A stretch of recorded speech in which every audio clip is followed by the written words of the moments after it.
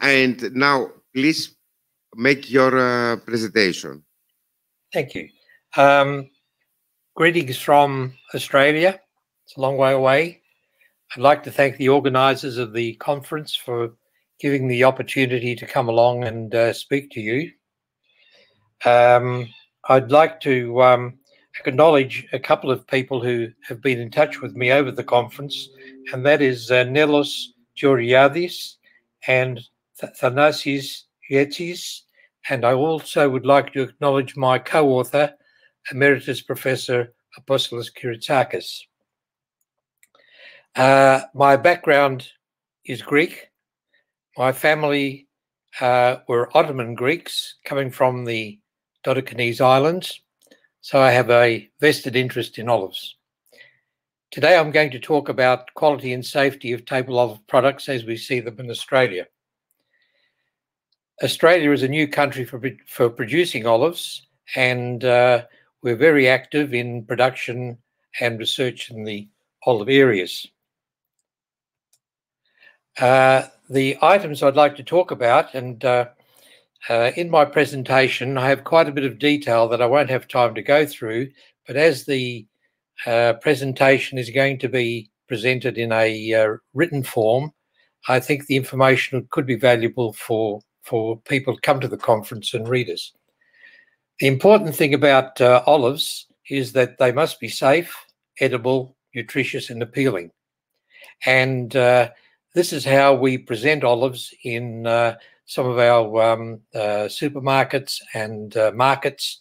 And so olives have to be not only technically correct, but also have to be appealing. Now, the olives to be in those categories, it starts off in the olive grove and finishes up in the, more or less, in the bottling of the, or canning of the olives.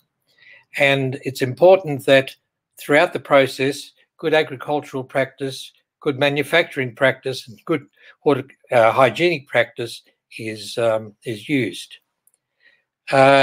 Prerequisites for producing safe and quality olives, I have a list here. Very important is water. In processing olives, you must have very good water. And of course, everything you do must be of food grade quality. And as well as that, procedures need to be documented so you know what you've done, and you need to have a quality plan and a testing regime. Now in Australia, we have the Australian Olive Association, which is very supportive of our olive growers and producers. And a lot of the activities in Australia are supported by a standard. We have a voluntary standard for table olives, which ensures quality and safety. There's an olive care program which allows growers to grow olives in the proper way, and so we have good starting material. And of course, we also have HACCP rules for doing the olives. The Australian olive industry, which is olives made in Australia, is very small. It's boutique. 80% of the olive growers only have a property of about 5 hectares. Some of our olive oil producers, they have up to 1,000 hectares. So they're quite large farms. So we are very much a small part of the market. And in 2019, the value of our market was only $12 million. Now, in terms of Australian olives, the main two methods of producing the olives are fermentation and dehydration. We look at olive processing as primary processing, where we ferment or dehydrate the olives and debitter them, and secondary when we make the elaborations. Now, most of the olives that the Australian people eat are imported, and they are Spanish-style green olives, Greek-style green and black olives, Kalamata olives and salt-dried olives, Californian black-dried olives, Sicilian green olives, and so forth. So getting back to our own industry, that is a map of Australia. I come from Perth, which is on the west coast. Now, where you see those dots, that represents areas where olives are grown in Australia. In terms of statistics, we produce about 4,000 tonnes of olives, but we import 16.5 thousand tonnes, which gives a consumption of 20.5. Now, with a population of about 25 million, you can see on average we eat less than 1 kilogram of olives a year. Now, when we're considering the olive quality and safety, we look at the cultivar, the growing environment, the grove management, harvesting, post-harvesting, processing, preservation, and packaging and storage. Now, the cultivars for olives are very important, and we're interested in research on cultivars. And the first thing we try to ensure is that the olives are true to type. That is, the germplasm is correct. Now, we have about 100 cultivars in Australia. They've all been imported. There are a couple of the maybe clones of these. And so we have to go through our cultivar lists to check them by DNA testing and also through sort of pomology. Now, we make a great effort in making sure the maturation states are the correct ones. In terms of the olives, we mainly make olives that are 3 to 5 gram and maybe 5 gram, greater than 5 gram. And so these are the characteristics that we look for. Now, the stone is very important, and because in this table that I'm presenting here, these are some of the cultivars that we have in Australia, and you'll see that I've got one column there, the stones are freestone or clingstone. And you also see that the olives are ranging from large to small. Now, most people like large olives, but we found that in Australia, people also very much like the small olives, usually done by fermentation, and that includes Arbequina and Koroniki. Now, I know Koroniki is a very famous olive for olive oil, but it's also becoming quite famous in Australia. But that table gives you the sort of idea of what we would like to see in our olives in Australia. These are some cultivars. Now, I've got some ones that maybe you're not so familiar with, and there's Ascolano, which is Italian, Verdal, which is French. I've got Conservalia, which is obviously from Greece, Bainea, which is Israel, Arbequina, Spanish, and Cerignola from Italy. So we have a wide range of olives that we work with, and so which gives us some advantage in our products. In terms of the growing environment, we have a wide range of climates in Australia, and in amongst that we have the Mediterranean climate. But one of the problems we have is we don't have a lot of water, and our rainfall is quite low, and so we have to use irrigation very efficiently. We have enough chill factors, sunlight, terrain, and soil to grow olives. In terms of olive grove management, you need to have olives that are consistent in quality, and of course, with table olives, we with our trees, we like to keep them at about 2 meters high and bushy for manual harvesting.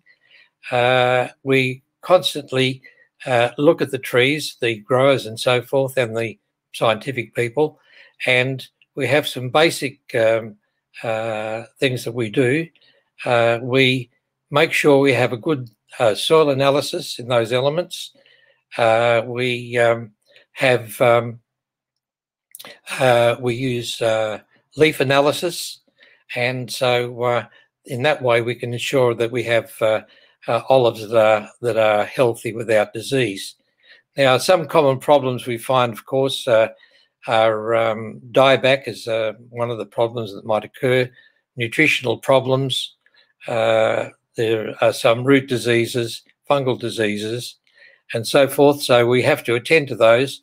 But the health check is what keeps our olives going well. Pruning is done to get rid of diseased material, and we fertilise either through fertigation or twice a year and irrigate during summer. Now, harvesting is an interesting area. We usually have manual harvesting for table olives, and our table olives are natural olives, so we have a lot of green and black done by fermentation. Mechanical harvesting isn't as good for our way of doing the olives, but we produce very few olives with light treatment.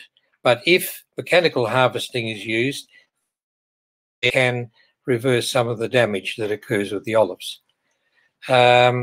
We produce olives at different stages, and this is the way we sort of assess in the field. If they're green and hard, they're not suitable for table olives. If they're green and ripe and release juice, then they're good for the green ripe. Then, of course, multicoloured and black ripe olives are much more easy to see. On the side there, you'll see the Kalamata olives, and there are, in fact, four stages of ripeness there. There is the green ripe, and there is the turning colour, 2 stages of turning colour, and the black olives. Post-harvest operations, we place a lot of emphasis on hygiene, and we try and process the olives within 1 or 2 days. If the olives have to be stored for longer periods, then what we can do is we can place them in salt brine or store them under controlled conditions. Our processing methods are mostly spontaneous fermentation in 8 to 10% salt brine, and also salt-dried or heat-dried olives. Less commonly in Australia are produced civilian-style green olives with lye, or Picholine-style olives lye without fermentation. Now, these are some of our products. The top corner olives produced by fermentation. The bottom ones are what we call cracked olives, or tsakistes as you call them. And then we have the large olive, which is Serignola, and we use the technique of darkening our calamatas by exposing them to air for a few days. In terms of I'm sorry I interrupt. It's just a standard process. Can you please conclude? I'm sorry I interrupt. That's all right. Okay. Okay. Well, I'll get on to this next slide very quickly. These are the tests that we do for the olives, and we also are very interested in the organoleptic aspects, which are there.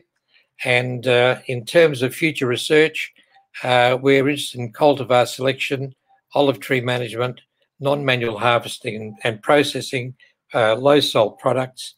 And thank you very much for allowing me to speak to you. This is a millennial olive tree on my island, Castellorizo, of which I am standing near the trunk of the tree. Thank you very much. Thank you very much, Dr. Kailis. Very, very interesting. I see that we have similar problems in Australia in olive cultivation. So now I would like to